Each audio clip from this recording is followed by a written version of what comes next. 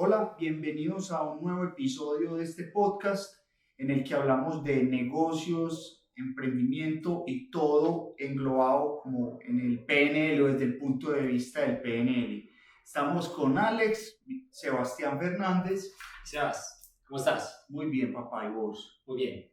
Bueno, el día de hoy vamos a tratar un tema muy bacano que justamente lo estábamos conversando antes de empezar la grabación con Alex. Estamos hablando de las diferencias entre la cultura europea y latina con respecto a yo le llamo a las creencias, a los prejuicios, tanto culturales en torno a la religión, al dinero, digamos a la familia, a los negocios, ¿sí?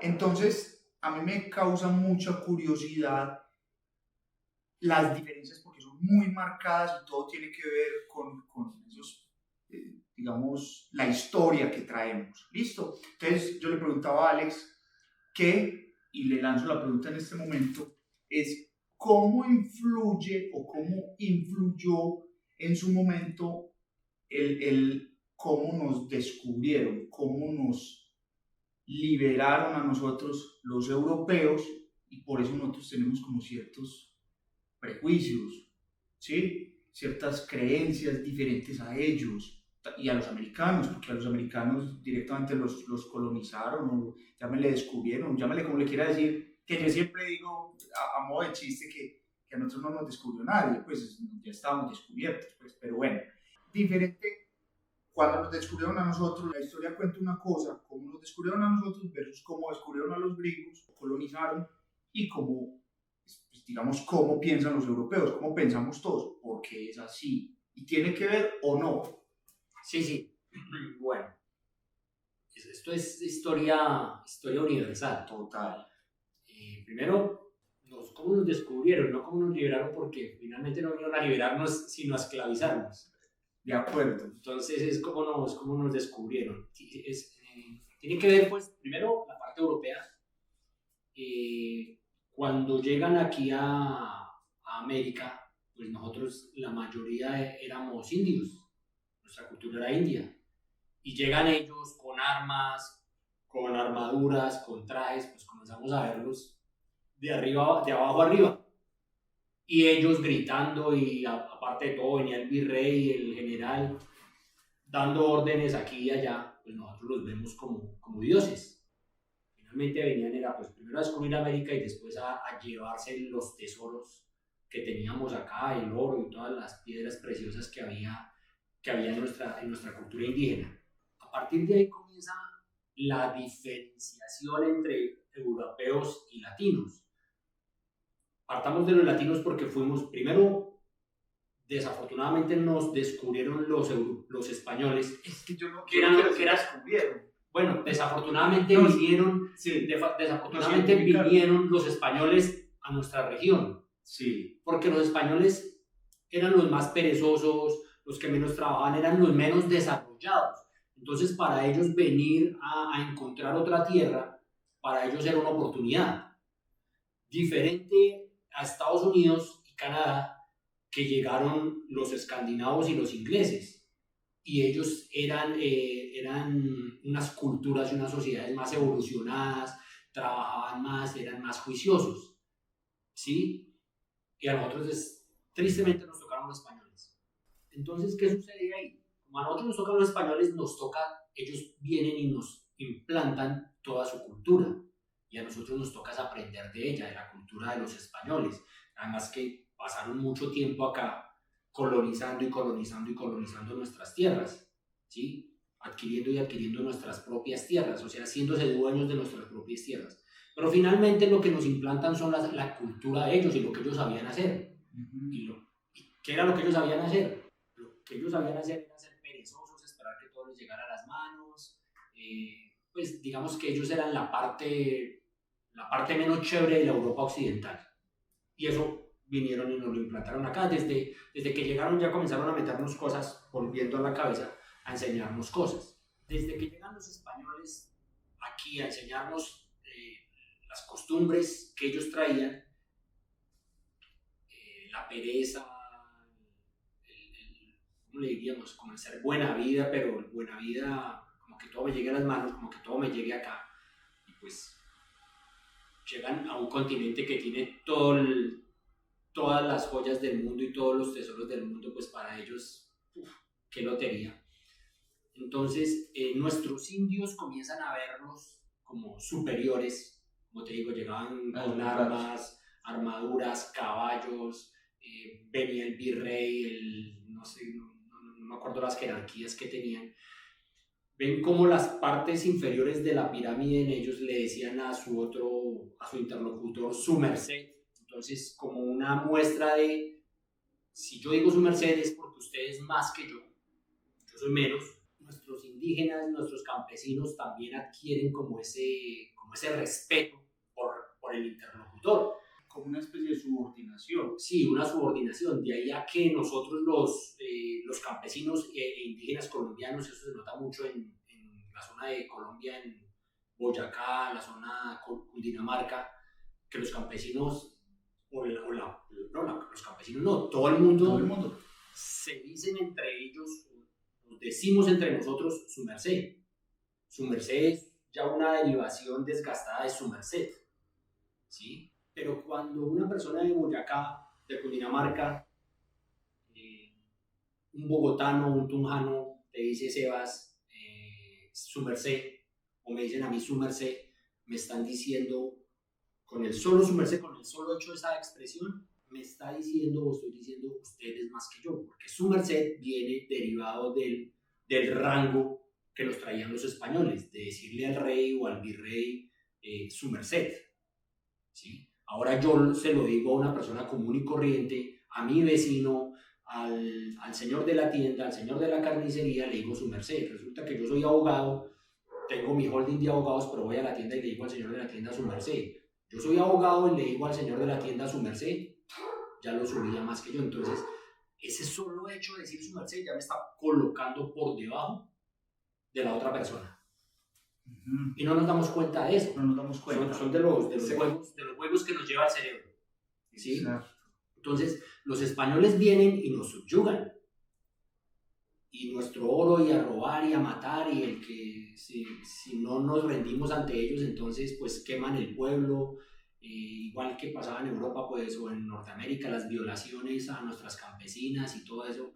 Entonces pues nosotros traemos una cultura de subyugados, de somos menos, y a nosotros nos sucede eso, pero acá lo tenemos acá, no nos damos cuenta. Es que sin ir más lejos, nuestros bisabuelos, voy del árbol genealógico, que es tema de otra charla, a biodescodificación, nuestros bisabuelos tienen que ser más o menos, para nuestra generación, nuestros bisabuelos tuvieron que haber nacido más o menos a finales de 1800, nuestros bisabuelos, finales de 1800, 1850 hacia acá. Es decir, que los tatarabuelos tuvieron que haber sido más o menos de principios de 1800.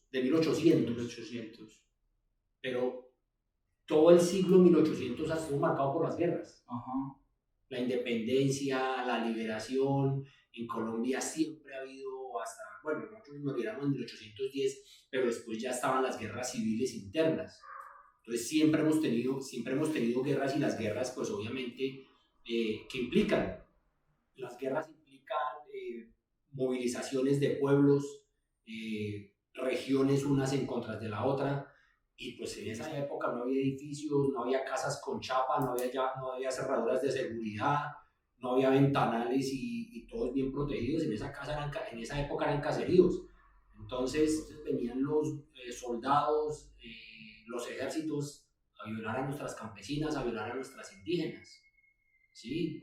Subyugación total, porque nuestros indígenas no tenían cómo defenderse. Además, los indígenas en esta zona, en Colombia, no son indígenas guerreros, son indígenas labriegos. Nosotros básicamente éramos chipchas, agricultores, ¿sí? Trabajamos en la tierra. Entonces, a partir de ahí, nosotros ya venimos marcados por la parte menos favorecida, por los menos laboriosos, por los menos trabajadores de la Europa occidental. Los ingleses siempre han sido echados para adelante, siempre han sido trabajadores, siempre han tenido una mente liberal, siempre han sido abiertos de mente para ir a por lo que ellos desean. Ellos llegan a Estados Unidos y Canadá.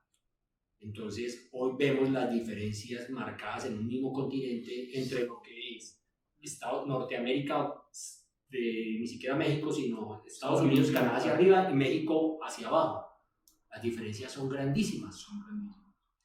Si lo vemos desde la educación, mira que aquí en Colombia a los niños en su educación, la mayoría se crían con los papás y los papás tratan de estar siempre ahí. Si no están ahí, están los abuelos. Entonces nosotros los latinos crecemos con todas las enseñanzas que nos han dejado nuestros abuelos y nuestros padres, pero la mayoría siempre han sido cohibitivas.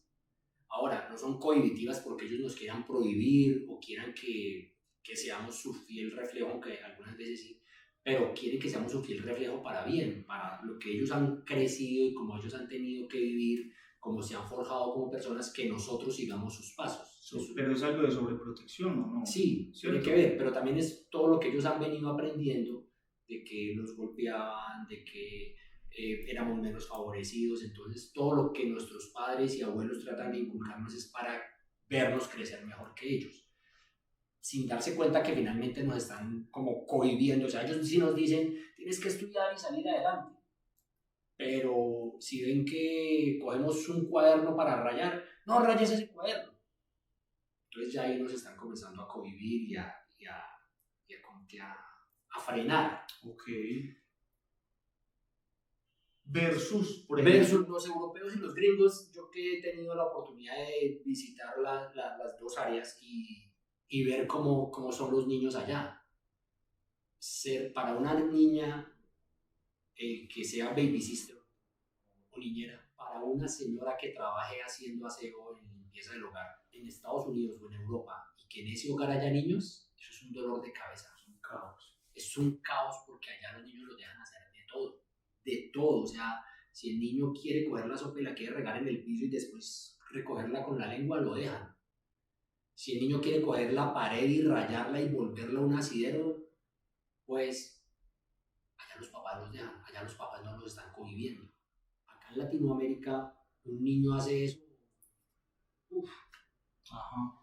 Pero es que ya venimos, entonces nos empiezan a inculcar o a meter esos patrones mentales, Claro. a frenarnos, y por eso tal vez, digamos que en Europa hay tanto empresario, pero de empresas muy grandes, acá en Colombia también, o en Latinoamérica, pero digamos que ya están más acostumbrados al trabajo.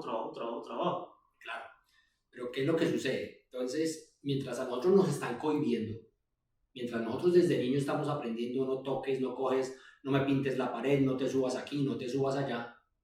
En Europa lo único que les dicen es ten cuidado que no te vas a cortar o que no te vas a caer y te vas a romper un brazo. Acá en Colombia eso no pasa. Acá en Colombia básicamente no hagas.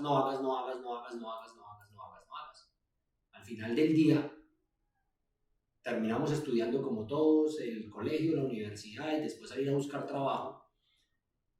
Pero si tenemos una idea de un emprendimiento o algo, lo primero que nos viene a la cabeza es no. A los 18 años en Europa se van de la casa, en Estados Unidos a los 18 años se van de la casa y si no te vas te echan. Acá en Latinoamérica podemos durar toda la vida al lado de los papás.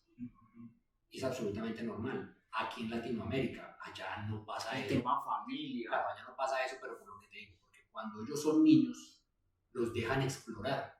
Entonces el cerebro de ellos está desarrollado aparte de exploro, gano.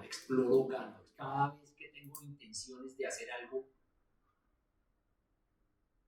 si de primera mano no lo logro, en la segunda lo lograré y están los papás detrás cuidando que lo logre, no impidiendo que lo logre. En cambio aquí en Latinoamérica muchas veces los papás están pendientes de que no lo logren. Iba a decir algo, acá somos con pensamiento como a la defensiva, en cambio allá van al ataque.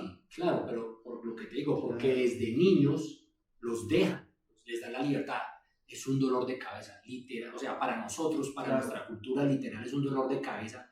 para una niña que es baby sister o que es niñera, estar lidiando con un muchachito que no hace caso, que hace lo que se le da la gana, que rompe, que tira, que raya, que destroza la casa y que al otro día toca dejársela otra vez súper organizada para que el muchachito vuelva otra vez y se la vuelva una nada, es un dolor de cabeza.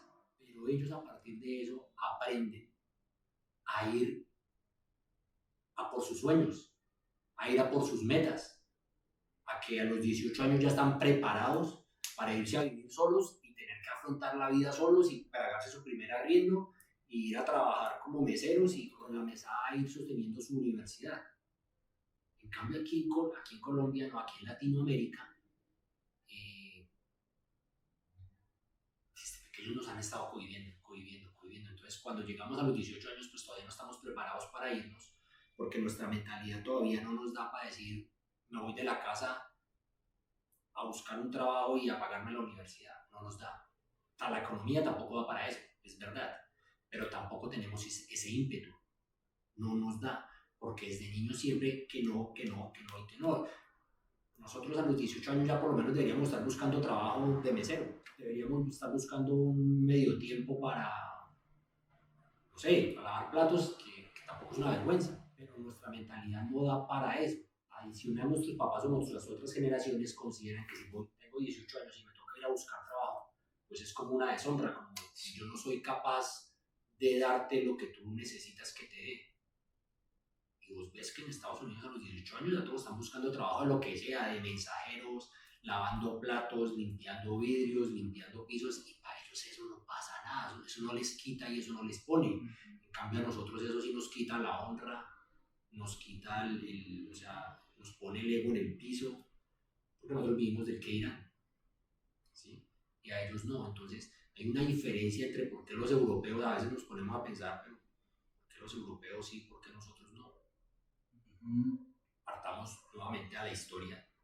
Llegan los españoles, nos subyugan. Los europeos no tenían esa subyugación, ellos tenían guerras entre ellos, pero no era guerra por ir a robar a los otros, sino eran las guerras de poderes, entonces eran un poder enfrentándose a otro.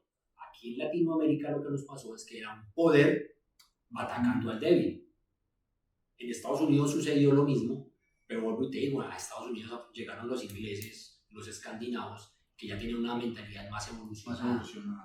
Entonces, por eso Canadá y Estados Unidos pues están a otro nivel totalmente diferente al de nosotros los latinos. Después viene algo que mencionábamos acá y es el tema de la religión.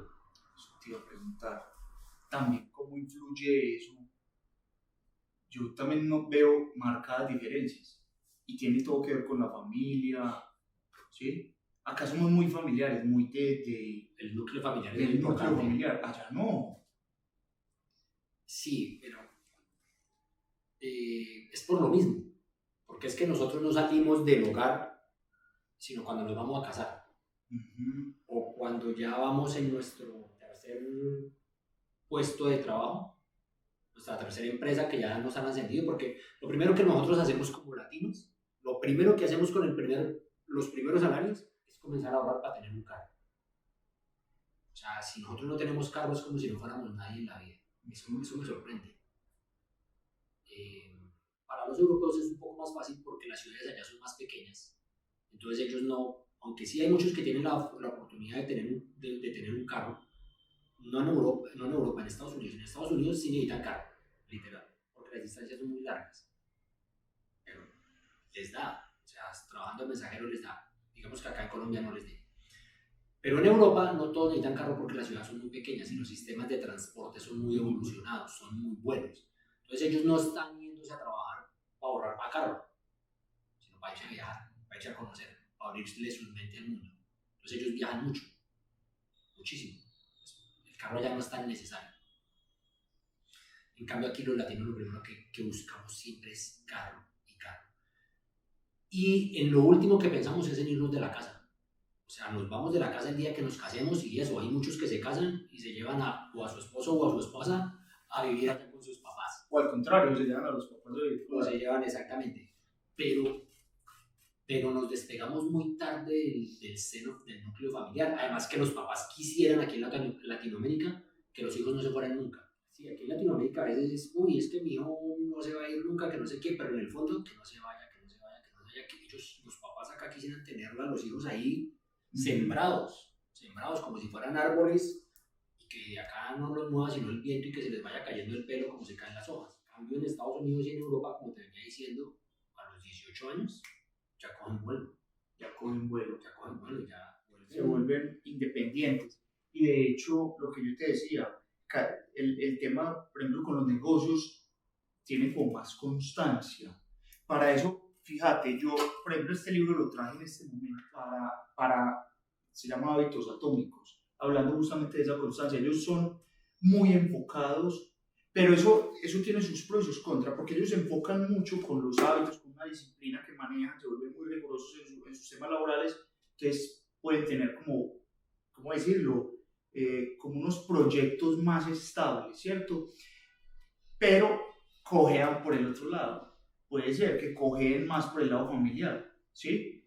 Versus nosotros, que nosotros, acá tengo otro libro, cómo influir, cómo ganar amigos e influir sobre las personas. Es un tema más salido como de la parte laboral a la parte humana, que lo que a nosotros nos falta por el tema, digamos, laboral, pues por así decirlo, la disciplina, porque para nosotros la prioridad es más la familia, las personas, ¿sí? Por eso dice que nosotros somos muy cálidos, que tenemos como más carisma, versus los europeos que son más fríos. Entonces, este libro más recomendado para nosotros los latinos y este tal vez para los europeos para tener o ganar más empatía con la gente, porque sí, ellos tienen todo el tema laboral muy bien, pero puede ser que comienzan por el lado humano y nosotros al contrario. Somos muy humanos, pero la disciplina y el foco lo tenemos, exacto, nos cojea. Pero es la realidad de lo que es. La es la realidad de lo que somos. Como te digo, ellos eran luchas de poderes, mientras que acá llegamos nosotros a luchar para que no nos quitaran lo poco que teníamos, lo mucho, porque era realmente mucho. Para que no nos quitaran nuestras tesoros, lo que nos pertenecía. Correcto. Pero en fuerza bruta, en fuerza militar, éramos menos. Entonces era muy fácil subyugarnos y hacernos esclavos, hacernos sentir menos y finalmente ponernos no un escalón, sino una escalera por debajo de la pirámide, y entonces nos tocaba mirar siempre para arriba. Pero eso es la raíz de lo que traemos. Esa es la raíz de lo que traemos. Sumarse, o sea, estás por encima de mí. Y todo eso entonces, como uniéndolo o viéndolo desde el punto de vista PNL, justamente es digamos, la carrera o la caminata que tenemos muy en contra de nosotros, porque tenemos todos esos patrones mentales. Y no solo, yo pensaba, cuando vos decías, no, listo, los patrones mentales de los abuelos, claro, no piensa en el abuelo, pero no pensamos es que lo viene, o sea, tenemos una... De ellos lo traen de sus generaciones anteriores. Entonces, para cambiar eso se necesita. Literal. Ahora hablamos del tema de la religión. ¿Por qué la religión en Latinoamérica sí, en Europa no? O en Estados Unidos no, y en Latinoamérica sí. Volvemos a lo mismo. Los españoles venían con la religión católica. La religión católica proviene de Italia, de más o menos 300 años después de Cristo. El virrey era, si no estoy mal, el emperador Dionisio, que en una de las guerras le dijo a uno de sus combatientes: vea, voy a creer en su Dios si gano esta batalla. Y ganó la batalla, y entonces a partir de ahí se creó la religión católica. Pero después la religión católica se vuelve parte del poder, y debe haber una manera de contener al mundo, de contener a las masas. Y la religión es el arma que tiene el gobierno para contener a las masas. Entonces la religión lo que hacen es que crean, pero coloquémosle prohibiciones. Entonces la religión se vuelve una vaina prohibitiva. Si usted hace esto, Dios lo va a castigar. Si usted hace esto, Dios lo va a castigar. O si usted hace esto, va al infierno, y si deja de hacerlo, va al cielo. Entonces, desde niños, y además en la escuela nos enseñan religión, lo que nos enseñan es todas esas cosas prohibitivas de que si haces esto, de que si haces aquello, que esto es pecado, que no sé qué. Entonces te ponen a un niño en una cerca no, que no la vemos. entre la espada y la pared. Voy a ir al cielo o voy al infierno. Como somos niños, somos vulnerables. Entonces, yo no quiero ir al infierno, yo quiero ir al cielo. Porque en el cielo está Dios y están los ángeles y están las personas buenas y no sé qué, y yo quiero ser bueno. Entonces me ponen a mí entre la espada y la pared, que soy un niño, y yo al infierno no quiero ir. Entonces, cualquier cosa que yo haga que se considere, que la religión considere pecado, al infierno. Y todo se va volviendo prohibitivo. Todo. Entonces la religión enmarca una cosa tan grande que es el principal enmarcador de los miedos. Hay muchas de las cosas que nosotros no realizamos, hay muchas de las cosas que nosotros no emprendemos, por las cuales nosotros no nos lanzamos, y es por el miedo a la religión. Porque en la religión tenemos muchas trabas. Uh-huh. La religión, en vez de ayudar, la religión te cohíbe. Y cualquier cosa que vos vas a elaborar, tienes que tener cuidado de no ser pecador. Entonces, hay muchas cosas que humanamente no las hacemos porque creemos que estamos actuando en contra de Dios. Porque eso es lo que nos inculcaron desde niños. Y ahí quedó. Hoy en día puede que nos lo cuestionemos, o algunos dirán que sí, otros dirán que no. Pero desde niños traemos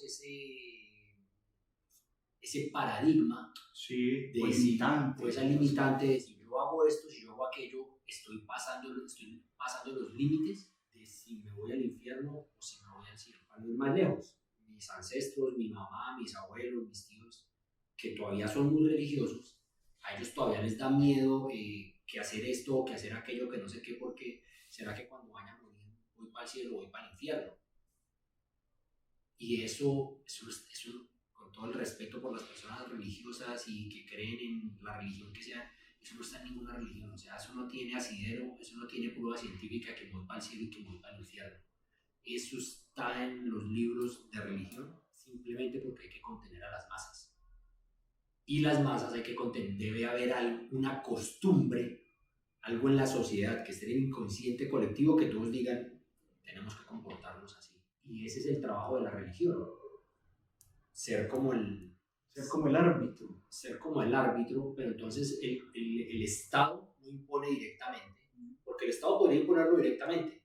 Pero no, para el Estado librarse, para los gobiernos librarse, claro, se lo colocan a la religión. Okay. Entonces la religión, obviamente, muchos creen en ella, ya hay muchos que no, pero el que es el conejito de Indias ahí es la religión, porque es a la que usted impóngales allá le dejan toda la responsabilidad. Sí, usted impóngales allá las reglas morales, porque es que las reglas morales son intrínsecas.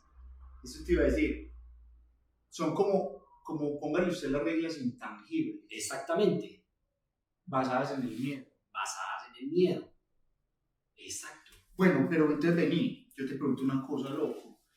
Digamos, hablando de ese miedo, ya traemos años de los años creyéndonos eso. Yo siempre señalo acá porque le he aprendido a Alex que eso está del cerebro aquí atrás. Del cerebro inconsciente.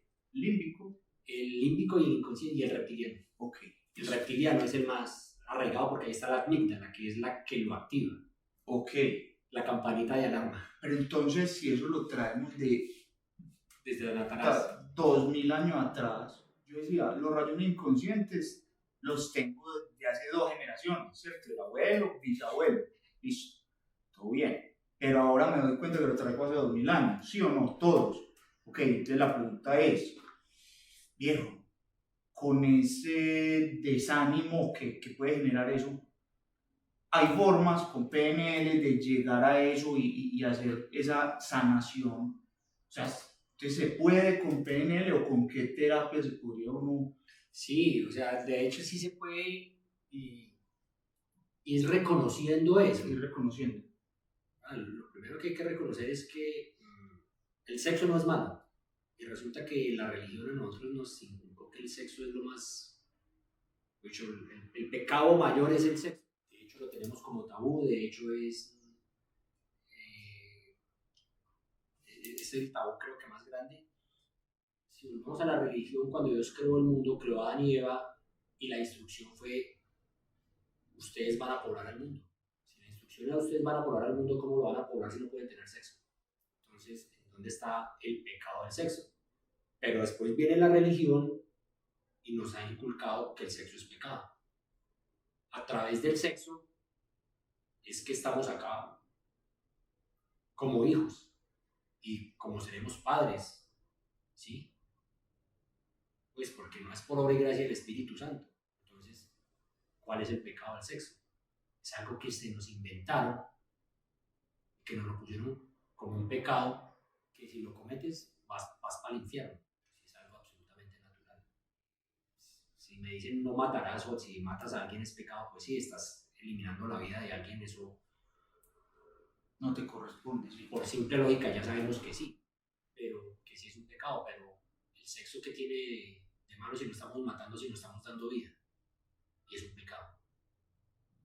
Entonces, la religión tiene muchas prohibiciones, o a través de la religión se han creado muchas prohibiciones para generar miedos y para contener masas, y para que nosotros nos cuestionemos de no puedo hacer esto, no puedo hacer aquello, porque estoy obrando en contra de. Realmente no estás obrando en contra de nadie, estás obrando de acuerdo a lo que tu espíritu, a lo que tú consideras que son tus sueños o que son tus metas. ¿Sí? Entonces la religión me pone a cuestionarme eso y yo tengo un sueño pero es pecado. Entonces te toca ir a hacer otra cosa porque te implantaron eso. Y no tiene nada que ver. Son puros rayones, puro prejuicio. Son prejuicios. Vuelvo y te digo, el Estado tiene que tener a la religión, tienen que andar de la mano porque el Estado, si no el Estado se volvería radical. Entonces le echan la culpa a la religión, que son más flexibles y que no sé qué, en esta época. Porque en 1800 y en 1700 pues era la época de los templarios y la religión era la que mandaba y pues era una cosa era cosa de locos. Pues si nos ponemos a ver las películas del Código Da Vinci, el Código de la Luna, o las revistas costumbristas que tienen que ver con religión y templarios, pues es para asustarnos. Sí. Entonces, es básicamente la religión es el arma que nos inculca miedos que no deberíamos tener. Entonces, eso, digamos que la PNL y la religión, se podría decir que no van muy de la mano. No es que no vayan de la mano. No es que no vayan de la mano, solamente que pues, la religión ahí está. Y tiene sus reglas o tendrá sus patrones o tendrá sus lineamientos. Lo que pasa con PNL es que nos ayudas a despertar, ¿sí? Como lo has dicho, sí, nos ayudas a despertar, a entender. Ya el libre albedrío cada quien. Exacto, después está el libre albedrío. Claro. Eso es lo que pasa, pues la PNL ni con la religión, ni con la ciencia, ni con ni con otro, lo que nos ayuda es a comprender interiormente qué es lo que me está pasando a mí, o cuál es mi situación, o cómo la voy a solucionar. Eso es lo que me ayuda a la PNL. En la PNL, lo primero es que cada persona puede creer en lo que quiera creer, en Dios, en los ángeles, en Jesucristo. No restringe nada. Ahí no nos metemos con nada de eso. Todos debemos tener libres creencias. Siempre y cuando no estemos como faltándole pues es como todo, no estar con mis actos faltándole al otro. Como se dice ahí, no ser ecológico. Es tratar de ser ecológico en lo que más podamos, sin atropellar a los demás, sin llevarnos a los demás por delante, sino siempre cualquier cosa que hacemos, tener en cuenta que nuestro entorno, llámese naturaleza, llámese amigos, llámese familia, no se ve afectados. Pero nosotros con la religión no nos metemos. Pero eso no quiere decir que no lo cuestione, porque es que la religión, y de ahí parten muchos patrones mentales. Entonces lo que hay que revisar es si esto me sirve o no me sirve para yo poderlo modificar o cambiar. Porque habrá personas que se sientan bien con eso y que les vaya muy bien en la vida con eso. Entonces, ¿por qué se lo voy a cambiar? Es como tú te sientas. Mira que los europeos no viven tan pendientes. Siguen religiones, pero no son tan entregados como nosotros los latinos. A nosotros los latinos es como si nos inyectaran la religión en las venas. Entonces nosotros brotamos religión. Y no la cuestionamos. Y hasta mientras hay muy pocos, porque sí tengo amigos de niños que la cuestionaron y de 42. de 50, pues estoy hablando de un salón de clases de 32, de 31. No muchos se atreven a cuestionar, pues porque Eso da miedo. Porque da miedo, porque en el colegio los van a castigar, porque van a salir a decirle a los papás que se porta mal, que no sé qué. Entonces, ese tema de la religión hay que manejarlo con seda, pero vuelvo y repito, los europeos no sufren de eso. Los que sufrimos de la religión, los miedos de la religión, los tenemos solo los latinos. Es a los que nos metieron la religión con miedo. Bueno, entonces es diferente. Pero vuelvo y te repito, la religión como tal debería ser más en pro de la espiritualidad que de lo prohibitivo. Y desafortunadamente nos la han inculcado, nos la han metido como prohibitiva y a partir de ahí vienen muchos de los miedos y muchas de las razones por las cuales evitamos ir por nuestros sueños o por nuestras metas.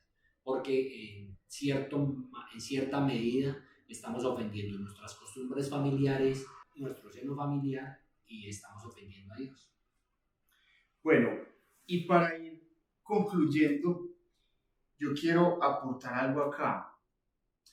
Pensemos que al otro lado del globo terráqueo, nosotros estamos acá en Colombia, digamos allá en Europa pueden haber dos manes hablando. Nosotros en este momento lo estamos viendo como, bueno, es que los europeos, qué bacano, deberíamos estar como ellos, ¿cierto? Según eso sería hacer más a un lado el tema religión para enfocarnos o pegarle más duro al tema de hábitos, de disciplina en el trabajo, ¿sí o qué? Porque estamos pensando, sí, nos estamos cuestionando el por qué ellos en temas económicos están mejor que nosotros, listo. Pero al otro lado pueden haber dos manes como vos y yo pensando todo lo contrario, es decir, hombre, nosotros con todo resuelto, digamos, en temas económicos, pero el tema familiar, el tema de las relaciones, tan bueno allá en Latinoamérica que son tan comunicativos o tienen esos núcleos familiares tan fuertes. Entonces, mira, o sea, nosotros cuestionamos por un lado, ellos allá pueden estar pensando todo lo contrario. Entonces, yo quería como dejar esa conclusión como en realidad no hay una verdad absoluta. Es cierto, porque nosotros lo vemos como mal lo nuestro, no, la religión, pues no tiene que ser tanto la familia, tanto la bobada, sino ponernos más enfocados, podríamos ser más prósperos. Pero allá pueden estar pensando que, bueno, nosotros para qué tanta prosperidad económica si nuestras familias no. Entonces es bacana ahí la interpretación, ¿no? ¿Qué opinas? No, pero es que lo acabas de decir, no hay verdad absoluta, no hay bueno, no hay malo. Hay desde el punto de vista del que lo esté hablando y de su interlocutor. Correcto. Sí, no hay bueno, no hay malo, lo que para mí puede ser bueno, para vos puede ser malo. La otra vez lo colocaba como ejemplo, en un barrio de los marginados digamos, de Latinoamérica, creo que lo hablamos en un podcast, un niño de estrato 6 nace con todos los lujos y con todas las comodidades, lo tiene toda la vida. Un niño de estrato 1 nace con todas las necesidades y su papá o su mamá desafortunadamente tienen que robar para poder llevar el sustento a la casa. Roban al estrato 6. Para el chico o la familia del estrato 6 es malo, me robaron, me atracaron, se me llevaron las pertenencias. Para la familia del chico del estrato 1 es bueno, no teníamos con qué comer, conseguimos qué podemos ir a vender para traer el sustento a la casa. Sí, es muy loca la... Si nos ponemos en los dos lados de la balanza, qué es bueno y qué es malo. Sí. En PNL muchas veces antes de hacer un cuestionamiento nos tenemos que poner a pensar, o lo que hacemos es un ejercicio de poner a pensar y con eso es un ejercicio de terapia cuando tenemos unos traumas bien marcados por algo en la infancia, y es colócate en los zapatos de la persona que te hizo daño o que tú consideras que te hizo daño y revisa cuál es la intención positiva en lo que él hizo. O sea, puede que lo que él haya hecho para ti sea malo, claro, o para mí, pero dentro de él, en su cabeza, había una intención positiva. Él quería hacerlo por algo positivo para él. Revisa qué era lo positivo que necesitaba él satisfacer con lo que te hizo a ti daño. De esa manera cambias el switch de la película. Uy, muy bueno ese tip. De esa manera cambias el switch de la película, porque siempre vas a encontrar que la persona hizo lo que hizo teniendo una intención positiva. Era para él, sí, era para él. puede ser para ir a comprarse una camiseta, para ir a conquistar una chica. Exactamente. Claro, tienes todo. Entonces el ejercicio, cuando me roban la cadena, alguna vez hice el ejercicio, listo, ese man me robó la cadena porque necesitaba venderla para comer. Cambia la película. Cambia la película, entonces dejas de juzgar y terminas diciendo, bueno, si finalmente me la robó algo bueno, que haya sido para eso. Y ya dejas de ver todo con culpa, ya dejas de ver todo con rabia y con odio, y dices, mi cadena necesitaba estar ahí para algo bueno. Entonces, eso es uno de los switches, por eso es que nunca en PNL sí es lo primero que nos inculcan es deja de juzgar, porque no hay cosas buenas ni cosas malas, simplemente hay cosas. Cada uno toma la determinación de cómo la califica, si buena o mala, eso sí es calificación de cada uno. Pero ya cuando a mí me suceden esas cosas, muchas veces me desmotivo, para acabo de decir que no, no, es que ya tiene nervios de hacerlo, no, también me desmotivo, también me aburro, también me decepciono, me pongo triste, pero al final tengo que llegar a la reflexión de, bueno, miremos cuál es la intención positiva de la persona que hizo esto que a mí no me gustó. Yo le busco el lado positivo del lado de allá. Si quedo contento o no quedo contento, no importa, lo único que sí sé es que quedo tranquilo. Favorece, sí, favorece. Me acuesto tranquilo y digo, lo haría por esto, lo haría por eso, y puede que no haya sido por eso, pero yo le busco ese lado positivo y digo, bueno, es por esto, y ya yo me quedo tranquilo y digo, bacanísimo. Lo necesita más que yo. Si alguien quiere que le hagan una terapia, simplemente consultar, preguntar, siente que tiene alguno de esos bloqueos, lo que sea, que quiera preguntarle a Alex, nos puede dejar un comentario ahí abajo del video o si lo están escuchando por alguna plataforma de podcast, nos deja un comentario, puede dejar el correo, o sea, sugiriendo que necesita tal información y ya contactar a Alex de alguna u otra forma. No nos ponemos a decir acá o no vamos a decir acá en este momento todas las redes porque pueden ser muchas. Básicamente la fácil es que ustedes nos escriban ahí y nos ponemos en contacto. Sí, igualmente en los comentarios o en los subtítulos de los videos de los podcasts vamos a dejar las redes para que nos contacten ahí. Es mucho más fácil que estar repitiéndoles red tras red porque van a crecer o van a disminuir. Correcto. ¿Listo? Entonces es mucho más fácil. Muy interesante este tema. Muy interesante. Y para la próxima quisiera hablar el tema de la ecología como persona, pues lo que él decía, como el tema de ser ecológico, eso es bien interesante ese término. Y ahora que lo tocó Alex, quisiera traer ese tema a colación para la próxima, el tema de ser ecológicos. Eso es algo, para mí es algo como dejar la malicia indígena, que estamos tan acostumbrados acá, o sea, hacer las cosas consciente, como si nadie nos estuviera mirando, ¿sí? Porque siempre estamos acostumbrados a que hacemos las cosas dependiendo de cómo nos vean, y deberíamos hacerlas según cómo nos vemos nosotros, ¿sí? Porque eso, cuando lo hacemos porque nos vean, da pie a que hagamos cosas malas, cosas buenas también, pero normalmente como que no hacemos las cosas a conciencia, sino porque si está bien hecho para los demás o está bien hecho para nosotros. Entonces, ojo pues, para que lo toquemos en un próximo capítulo. Bueno, papá, muchas gracias. Gracias a ti. Acá nos estamos viendo y los esperamos la próxima semana.